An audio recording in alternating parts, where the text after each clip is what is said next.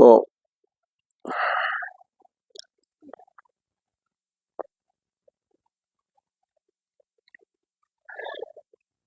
I'm going to talk about the cigar makers in Cuba for a couple of minutes.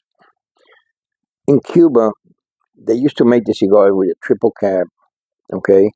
Uh, for the cigars that was sold overseas, for the cigars that was sold in boxes in Cuba and kind of stuff like that.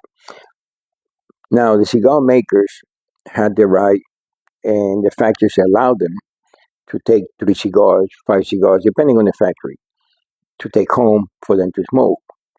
Well, when the cigar makers made the cigars for them to take home, they didn't finish it off with a triple cap. I mean, why do that? They're going to smoke themselves the cigar, so it made no difference to them. So what they did was they started doing a pigtail on the cigar, which is a lot easier to finish a cigar. And I'm going to do a video about that later on.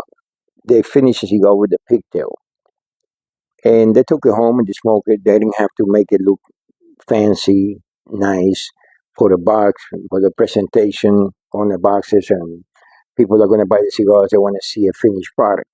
Well, that became pretty famous, and then they started making in Cuba the Fumas and Cazadores, uh, which it was cigars with a pigtail, and they were, they were cheaper because it was in bundles, and that's where the bundles thing started in Cuba. So most of the time, it was seconds or just good cigars, and they finished with a pigtail, and they put it in a bundle.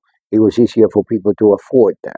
Okay, and I'm gonna do a video in a little while about how to roll a pigtail. Okay, and I'll do it in a little while, so you'll see that video soon. Thank you.